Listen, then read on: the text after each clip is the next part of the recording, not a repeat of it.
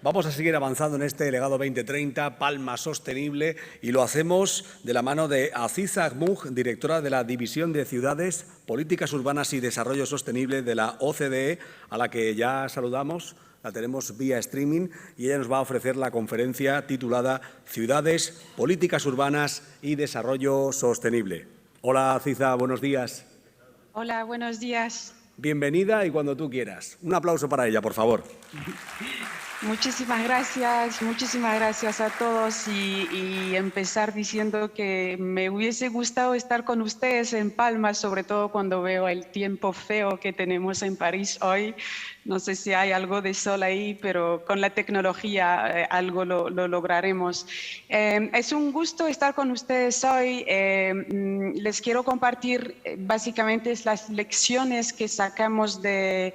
un análisis en la OCDE sobre la manera con la cual 100 ciudades de los países miembros de la OCDE respondieron a la crisis y están volviendo a pensar, digamos, lo que sería la ciudad del futuro, y vincular eso al tema de la conferencia que tienen ahora, que es el tema de la sustentabilidad y de los ODS en particular, y cómo vemos a esta herramienta como si muy relevante, digamos, para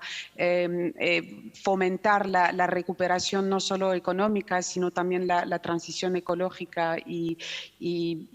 el manejo de las desigualdades a corto y mediano plazo. Sobre el primer punto, básicamente he preparado una diapositiva, estará en línea para los que quieren las cifras y los datos, pero compartir con ustedes un poco las tres tendencias que vemos en la manera con la cual muchos países de la OCDE, o sea, las economías más avanzadas del mundo, están ahora pensando sus ciudades del futuro. El primer cambio de paradigma tiene que ver con la digitalización y tanto las oportunidades como los desafíos que plantea en distintas ciudades. El segundo tiene que ver con este tema vinculado también a lo que acaban de comentar en la mesa redonda de accesibilidad a servicios y de la desigualdad, que también va con este tema de accesibilidad. Y el tercer punto, por supuesto, vinculado a la transición ecológica, que sabemos es de alta prioridad para muchos países en esos días y sobre todo después de la COP26 y las elecciones de Glasgow.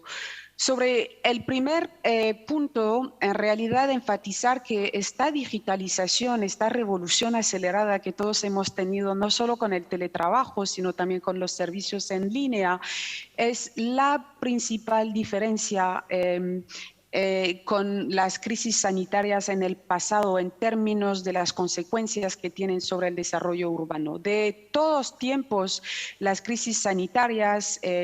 han generado un nuevo pensamiento sobre lo que la nueva ciudad debe ser. Incluso si toman, por ejemplo, París en el siglo XIX y la pandemia de cólera y la manera con la cual Haussmann, cuando fue nombrado prefecto, organizó todas unas obras de ingeniería, de infraestructura y cambió algunos paradigmas en el desarrollo urbano. Eso ha pasado en muchas partes del mundo y siempre, digamos, los desafíos de salud pública han llevado un nuevo pensamiento a nivel urbano. La principal diferencia esta vez es esta revolución acelerada con el teletrabajo y con la digitalización, porque de cierta manera hemos logrado sustituir en parte a la proximidad física que caracteriza los beneficios de la aglomeración, proximidad física de los trabajadores, de los ciudadanos en estas áreas urbanas, por alguna proximidad digital. Que incluso en la primera fase de la pandemia, no sé si fue el caso en España, pero en muchos países de la OCDE y en Francia, por supuesto, ha generado algunos debates sobre la densidad es el problema, la gente va a salir huyendo de las grandes ciudades y se va a quedar en zonas rurales, porque el teletrabajo, digamos, permite en parte este éxodo. Y lo que vimos, y siempre insistimos en la OCDE, en realidad es que eso no ha ocurrido. No ha ocurrido por distintas razones. La primera es que Primero, en cuanto a la pandemia por sí, hemos visto que muy a menudo en los países el problema no era tanto la densidad, sino más bien las condiciones de vida. Vimos en ciudades como Nueva York, por ejemplo, que en el Bronx hubo mucho más muertos que en Manhattan, que tiene una densidad más alta. Segundo, porque el fenómeno del teletrabajo, por supuesto, caracteriza aparte del empleo y de la estructura del mercado laboral, pero no toda la estructura del mercado laboral. Y hay grandes diferencias, disparidades dentro de un mismo país en términos del porcentaje de empleos que son teletrabajables. En Francia hay una diferencia de 20 puntos porcentuales entre distintas áreas metropolitanas al respecto. Y por fin, sobre todo, porque nos enteramos de cierta manera que la gente no se aglomera en ciudades solo por el trabajo, porque de hecho si hubiese sido el caso, si la principal motivación es el trabajo y la productividad, de hecho el teletrabajo hubiese vaciado parte de nuestras grandes ciudades. Y eso no ocurre porque la gente se aglomera en las ciudades también por la calidad de servicio que ofrecen y por la multidimensionalidad, digamos, del bienestar. Pero, y es el último punto sobre este primer punto de primer cambio de paradigma, es cierto que en muchos países estamos observando una oportunidad para ciudades, lo que llamamos intermedias, de tamaño más o menos mediano, cerca de las grandes áreas metropolitanas, que van a poder beneficiarse, digamos, con algunos de estos cambios si ponen en marcha las condiciones en términos de acceso a servicios, de atraer a las empresas, de tener infraestructuras, etcétera, para seguir, digamos, beneficiándose con algunos de esos beneficios de la aglomeración, pero con menor costo en términos de seguridad, de tráfico, de calidad del aire, etcétera. Entonces, la primera lección es que realmente con este tema de la digitalización, que ofrece muchas oportunidades, no hubo y no va a haber el éxodo urbano que muchos planteaban, sino digamos, una ventana que permite un sistema quizás un poco más policéntrico, basado en ciudades de distinto tamaño, para que el desarrollo urbano esté más equilibrado, digamos, en países y que ese sistema de ciudades básicamente esté mejor conectado y genere el desarrollo económico que se le espera. Entonces, eso es la primera parte de digitalización. Luego hemos visto también una aceleración de algunos fenómenos en torno a este tema de la accesibilidad, esta idea de que hay que parar o minimizar los flujos de movilidad y volver a plantear, digamos, el diseño de las ciudades en torno a los servicios. Algunos la llaman de 15 minutos, otros de 10 en Bruselas. En Australia tenemos a Melbourne, que tiene el concepto de la ciudad de los 20 minutos. No son en realidad los minutos que importan, pero esa idea de que caminando, con bicicleta o usando transportes públicos uno tendría que tener acceso no solo al trabajo, sino a lo que hace la dimensión multidimensional, digamos, del bienestar, la salud, el transporte, el patrimonio, la cultura, etcétera. Y esos conceptos que ya existían antes han tenido un éxito fenomenal en esa parte de pandemia, porque todos vivimos en condiciones donde nos enterramos en realidad, que estábamos casi descubriendo de nuevo nuestros barrios, y plantea problemas para grandes áreas metropolitanas que, por supuesto, fueron construidas sobre el concepto de hipermovilidad. Entonces, es un giro que creo que no va a ir para atrás, pero que para mí plantea, y es el segundo mensaje, realmente el tema de las desigualdades. Porque para que esos nuevos barrios o esas ciudades funcionen, realmente tienen que estar muy conectados con su ambiente, su entorno inmediato, para que las ciudades sigan siendo una fuente de oportunidades, porque de hecho existen ya muchas desigualdades en las ciudades y hemos correlado en la OCDE que cuanto más grande es una ciudad, más desigualdades hay. Por ejemplo, en Londres o en Baltimore puede haber como 20 años de diferencia en expectativas de vida en función de su código postal. Entonces, esas cosas hacen que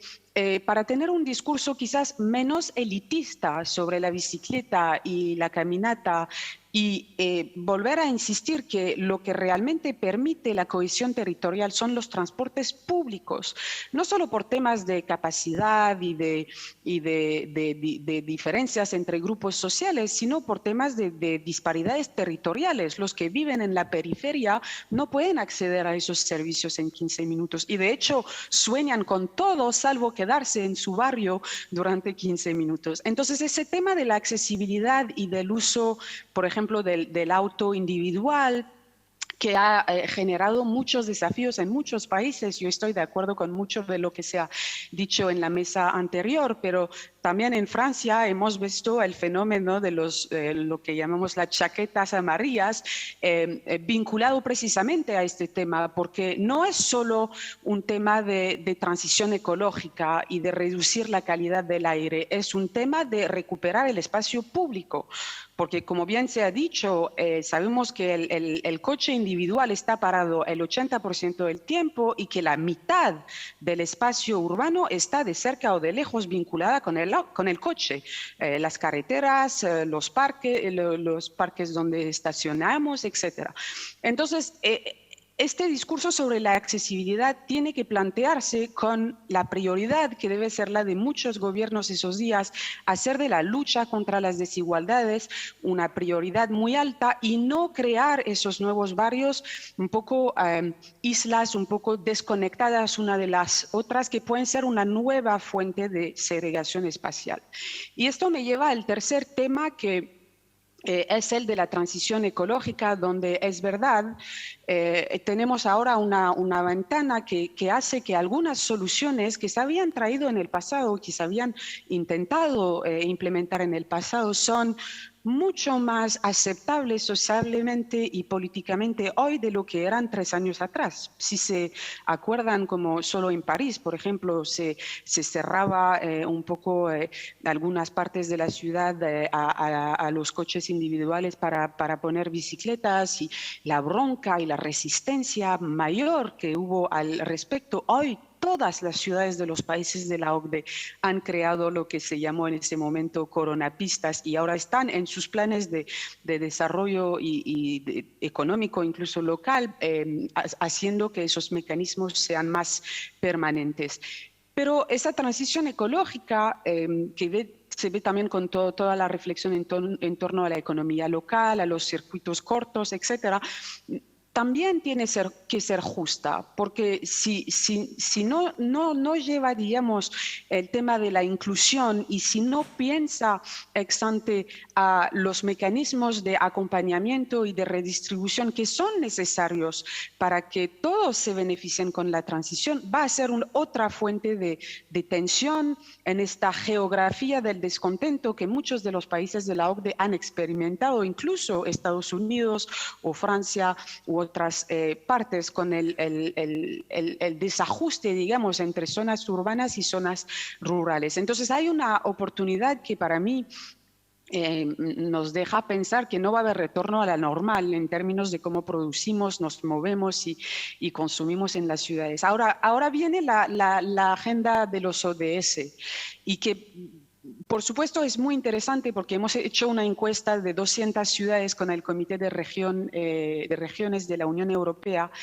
para ver qué tal relevante e importante sigue esta agenda para los alcaldes y los responsables de gobiernos subnacionales en general. Y de hecho es verdad que no es que un alcalde se despierta por la mañana y dice voy a implementar a los ODS. Bueno, hay algunos que apoyan, que lideran, pero la mayoría no se despierte por la mañana y dice voy a solucionar problemas concretos que tienen mis ciudadanos, que es la vivienda, el alojamiento, el transporte, la seguridad, el acceso a la infraestructura, el tema de la salud, de la educación, etcétera. Cuando uno ve a los ODS, ve que de hecho cada uno refleja esas problemáticas concretas con las cuales se enfrentan los gobiernos y exige básicamente esa responsabilidad compartida entre niveles de gobierno, porque sabemos que las 2/3 partes de las 169 metas no se van a lograr sin esa cooperación entre niveles de gobierno. Y aún más, que los gobiernos locales y regionales no tienen que tomar a esta agenda como una agenda con la cual hay que cumplir, porque de hecho son los gobiernos nacionales que cada uno tienen que ir a Naciones Unidas y rendir cuentas sobre el progreso, pero que la tienen que usar como herramienta de política, de diseñar, de planear, de asignar presupuesto, de priorizar inversiones en función de las prioridades y de la distancia que tienen para cada una de esta meta para con el año 2030. Y la buena noticia es que estamos viendo este fenómeno de usar realmente a esta agenda como un marco de largo plazo, en particular dentro de los programas y de las estrategias de recuperación que están diseñando ahora los gobiernos a nivel subnacional y a nivel nacional, y queda una década ni siquiera, pero de hecho vemos que aunque ningún, digamos, país de la OCDE ha logrado todos los objetivos de desarrollo sustentable para con 2030, el promedio nacional no refleja en realidad la situación de cada país, porque hay a veces disparidades que son más importantes dentro de un mismo país entre niveles de desempeño de ciudades y de regiones que entre los mismos países de la OCDE. Entonces hay que realmente ir muy granular incluso en la manera de documentar el progreso y el compromiso político que se hace al respecto. Y realmente vemos esta agenda como la agenda del cambio climático y la agenda de Sendai sobre los desastres naturales como marcos de largo plazo para diseñar y acompañar esas políticas. Y ahora cierro con la parte final que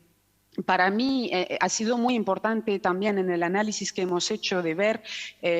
cómo básicamente el ciudadano se plantea para con la política pública, porque la idea de que los gobiernos lo van a solucionar todo,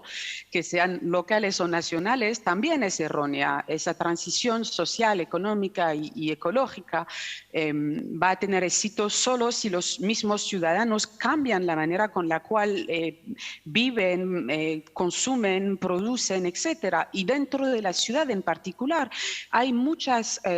ideas que a mí me parecen interesantes esos días, incluso, y voy a sacar solo una, esta idea de volver a pensar, y cierro con esto, toda nuestra relación con el tiempo.